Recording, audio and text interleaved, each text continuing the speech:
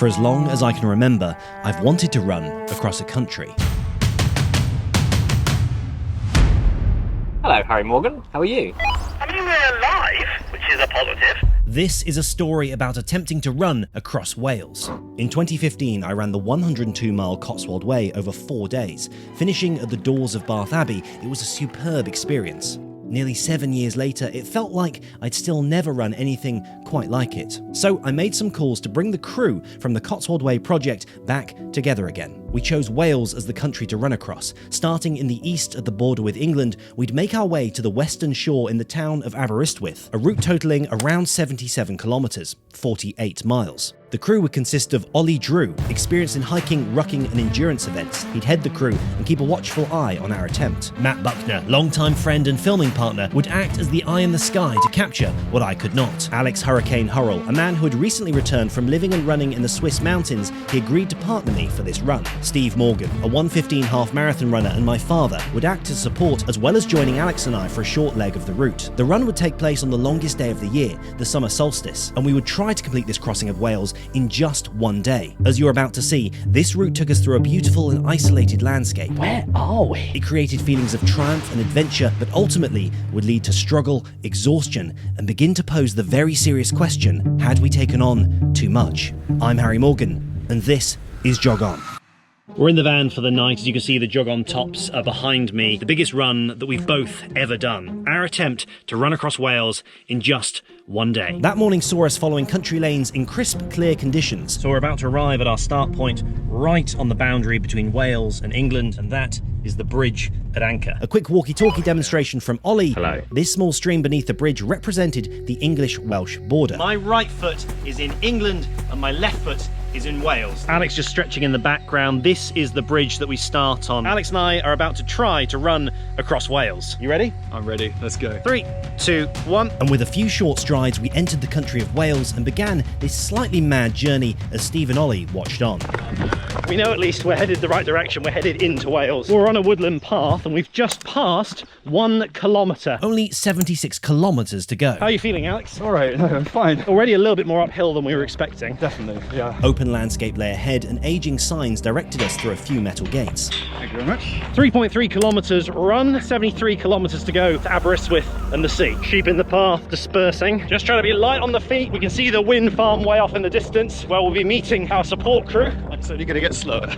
And you'll get to slowly watch the energy come out of my voice and witness the slow but certain demise of these two bright orange runners somewhere in Wales. It's inevitable. A concerning sign was followed by a more reassuring one. So here we have it, Aberystwyth, in a straight line, 54 kilometres away, or 33.5 miles. Chasing sheep, this trail section would soon be ending. We finally found some road, so a little bit of firmer surface, just to pick that pace up. What's quite mad is the fact that we've nearly got to 8.5 kilometres, and it's gone like that.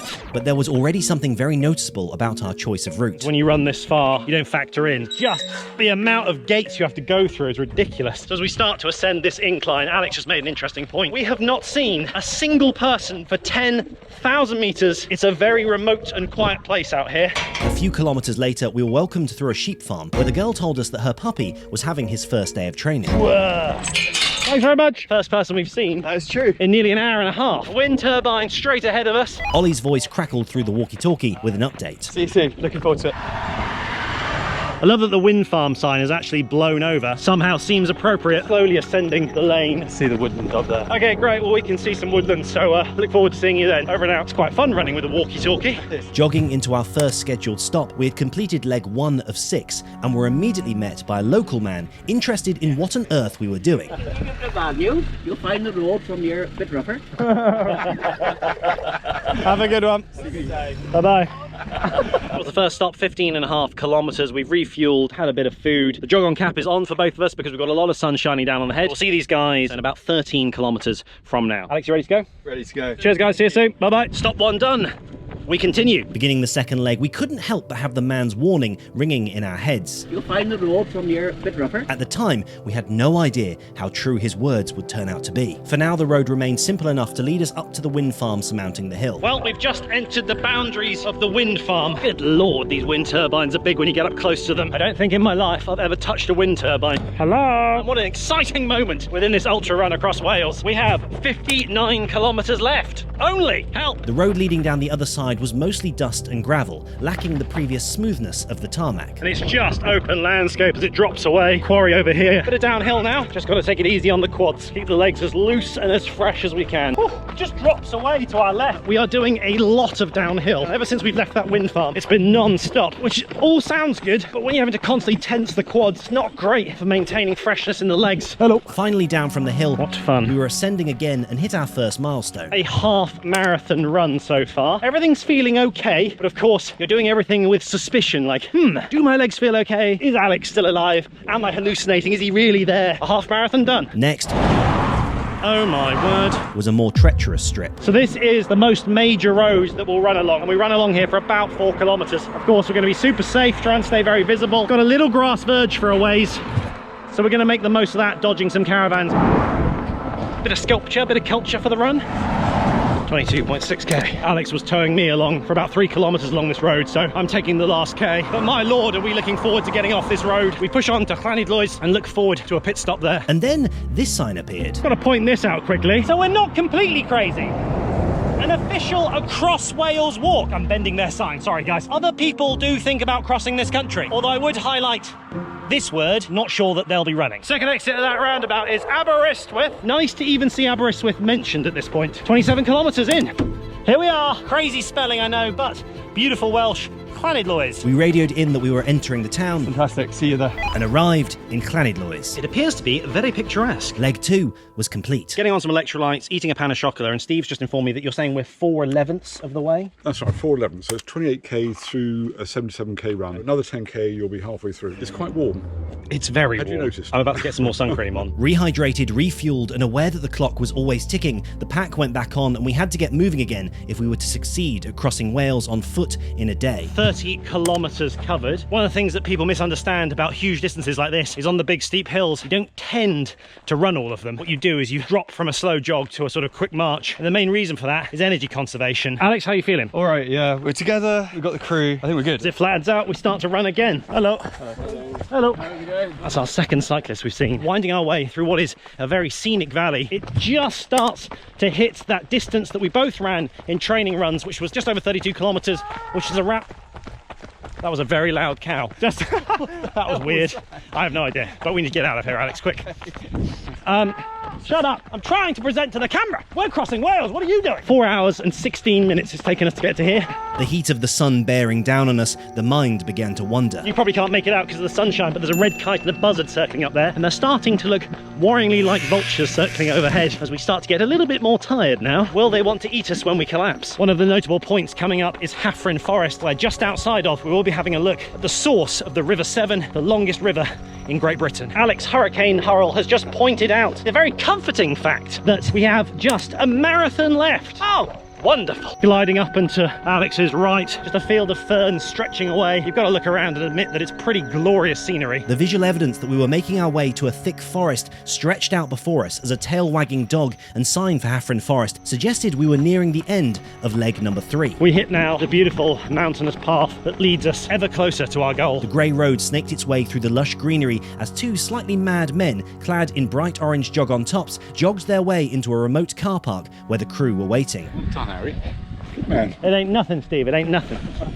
Ollie refilled the water and I had a sock change. It was time to face the ominous leg 4. And this is the section that we have questions about. It's from 38 kilometres to 55 kilometres, which means we're running for 17 kilometres unaided. We won't see these guys for a little while. It's the longest time we go without seeing them. And it's also one of the roughest and hardest sections. So hopefully we can get through this and push on towards Aberystwyth. However, it started well enough. We've hit a bit of a boardwalk that tracks the River Severn, and we're running along here right up to its source. Hello, all right. Winding between trees, this woodland path brought us to to a wooden bridge and some amazing Welsh scenery. The area we're running through, absolutely glorious. I feel like I'm in the Alps. It almost takes away from the pain in the legs. But not quite. The calves and thighs were beginning to complain under the sheer amount of time we'd been running for. So total time since we began and left the bridge in Anchor, it's just ticked over 6 hours. We have run a marathon at this point. To give you a concept of how I'm trying to get to grips with this distance in my head, is I've been comforting myself with the fact that it's not a double marathon. That's how you make it sound appetizing. You say, oh, don't worry, it's not a double marathon. The path then decided to get steep. We are 44 kilometers in, and this is the steepest path yet. One moment of hilarity in amongst all this pain.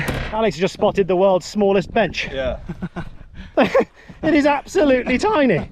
Great view though. On that very far horizon is the wind farm that we came through. We've got a country to get across, so we've got to keep moving. We find ourselves opening yet another gate. The River Severn ever shrinking, nothing more now than a babbling brook. We start to climb up the side of Pumlumon, where we should find the source of the River Severn rising out of a peat bog. After a lifetime of running, a personal milestone arrived. While running here on this small stone path, I have a brief announcement, and that is this is the furthest distance I've ever covered in one run in my life. Last few steps. And we arrived at the source of the River Severn. That's it. So this is the source of the River Severn, one of the highlights of our run across Wales. It rises here in a peat bog, and then this river runs 220 miles down to the mouth of the River Severn. Let's head up to the highest point in Midway. Considering we are approaching 50 kilometers, one could feel a lot worse. Are you all right? Yeah, wait until we're at 75. Exactly. A lot of things can happen in that last 20k. Grass crunching beneath my shoes, opening gates was now just an accepted part of this adventure. Bit of a full summit, 49 kilometers. Cresting the first hill, the wind really began to whip around us. I haven't been showing much of it, but we are trying to cram some food on the way. There's a lot of chewing, and often you don't feel like eating, but you just have to make yourself have something. Obstacles appeared in unexpected forms, the ground dropping away just a few meters in front of us. In any other situation wouldn't have caused issue, but now, with nearly 50k in the legs, it took more effort and caution to get down. We have been going for 7 hours and 19 minutes. In front of us is the highest point in mid-Wales and the Cambrian Mountains in Pumlumon Fawr. Here we go. Here we go. Excellently, we've just passed 50 kilometers. Really pleased to get to this point. Only Alex has been to this distance before. In the valley, Ollie was trying to communicate with us, but being the other side of the fell wasn't getting through. A few final steps brought us to the highest point of the run, and a glorious view of what lay ahead. That's amazing. It also allowed us to finally communicate with Ollie at the reservoir. Nant-y-moch receiving, sir. How are we? Very good. We've reached the summit, we can see you very clearly. It's a beautiful view. Roger, I can see a little orange dot on the summit too. Well done. Got about, what, 3.5, 4k into us, over? Yeah, we'll be with you, I don't know, 30, 40 minutes. Sounds good, mate. Look forward to seeing you soon. Over and out. We began to run down. This is steep. The quads are really feeling it now as we descend, tensing constantly to brace for the impact. It's the longest time we spent between stops unaided. When we came off the tarmac, I was saying, oh, this is a relief because we've been on tarmac for so long. And now, going up to the blooming highest point, I was like, give me my tarmac back. A sense of calm had settled around the reservoir, and the hot road that we would come in on lay waiting. The sun is at the highest point in the sky, and we trudge our way down through the valleys. The reservoir is glistening in front of Alex. The legs are a bit sore. Which wasn't helped by a further descent through unstable ankle-breaking tufts of long dry grass. Oh, this is fun. In the distance I spied Ollie and Steve, who jogged out to meet us. We can see two bright orange tops. After such a long leg, it was great to see them. Hello. Hello. Yeah. Yes. Oh, that's brilliant. That is absolutely brilliant. Unbelievable. It's quite a big run, Dad. Together, Ollie, Alex, Steve and I ran the last stretch down to the Nant-y-moch reservoir. There we go. Where we sat, pondered and ate. Got our food. But beginning leg 5 of 6, we'd be doing something a little differently. One minor change for this part of the leg. Steve's going to join us for about 15 minutes. Steve, how are you feeling? I'm feeling good. Yeah. How are you feeling? Well, I was going to say, you've got to be fresher than us. Okay, let's head over the reservoir. Oh my word. Can you feel that, Alex? Yes. Instantly, the soreness in the legs was apparent, but we try not to let this distract from the sheer majesty of the area in which we now ran. North of the dam is the Nant-y-moch Valley, which was flooded in the 1960s, and there used to be a hamlet that existed there. There was a chapel and a couple of farmhouses, and they had a final service in that chapel a couple of years before it was flooded, knowing that they would flood the area, or drown the area as they call it, in preparation for the reservoir and the dam. It is a spectacular area. And we're pleased to have the Father Steve join us, looking much fresher than we do.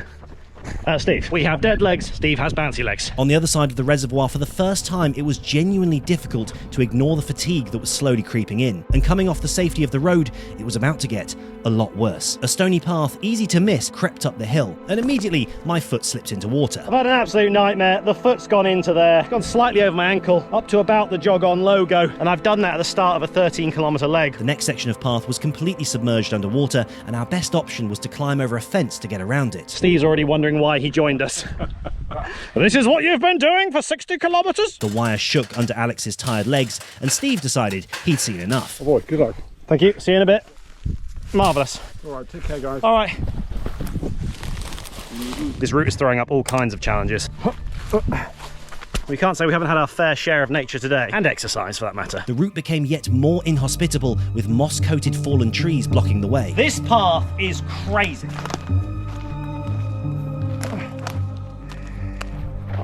Where are we? It didn't look like anyone had come this way in a very long time. Just like check out, because it'd be interesting to see what calories I've burnt on this. The current reading, apparently, 5,139 calories. It's quite a lot, but then we have been going for 9 hours, 14 minutes and 53 seconds, so there's no denying it. It's very tough going at this point. The stuff underfoot has just been awful, and on top of that, with battered legs, you really are looking for something a bit smoother, constantly having to focus on where you're putting your feet, save you going over on your ankle or slipping. Aberystwyth, you can almost smell it in the air. This is the biggest run we've ever done. We've run a total of 12 park runs back to back so far. Ouch. But Alex's running was getting more tentative with every step. Alex has developed quite bad chafing. Awful. It's really painful. We've had to Vaseline him a lot. He Vaselined himself.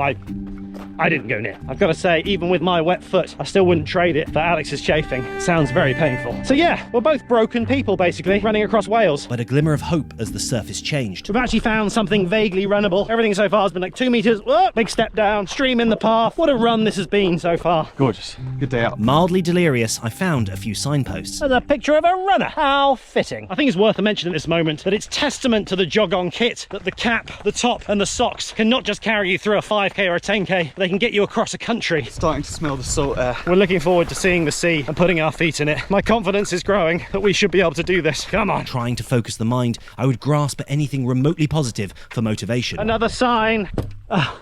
Aberystwyth, here we come. Sustenance.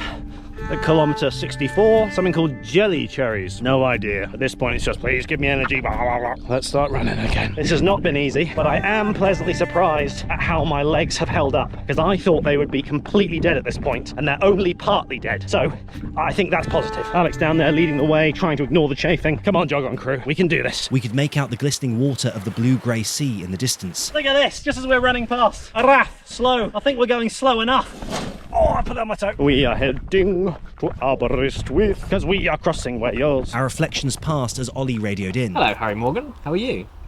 I mean, we're alive, which is a positive. We think we're about 2 kilometres out from you. Lovely, that sounds great. That evening sun is getting ever lower in the sky. Just a reminder that we are going in the right direction. And that's 70 kilometres, 11 hours and 6 minutes since we began. Beaten legs and unable to conjure smiles, we had managed to complete leg 5.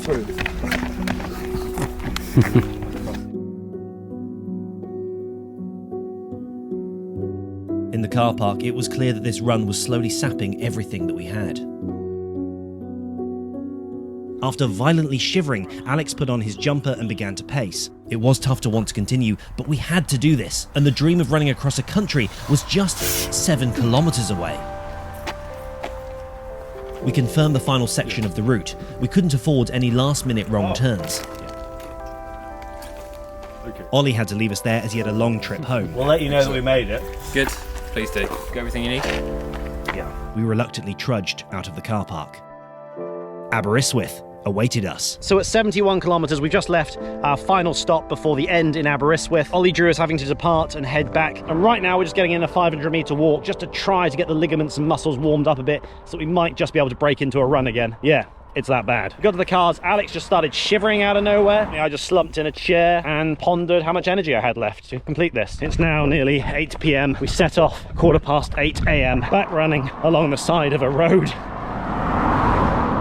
Oh, what fun. 14 park runs done. One more park run to go. I checked in with Steve, who had now made it to the finish line by the beach. Right-hand side of the pier. Okay, we'll meet you near the pier. Is it busy? Fairly busy, but not too bad. All right, look forward to seeing you in a bit. We'll see you at the beach. Through the haze, you can make out the sea in the distance. We can do this. I want to run across a country.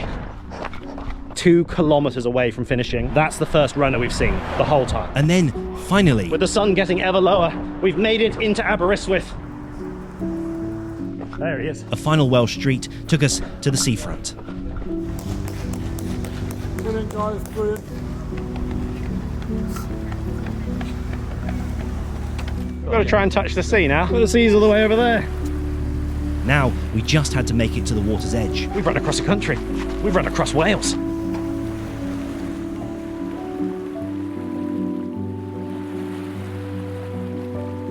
In the end, 77.3 kilometers covered. We've just run across a country. It's been an amazing experience. Alex, thanks very much for joining me on this. I'm so tired. Likewise.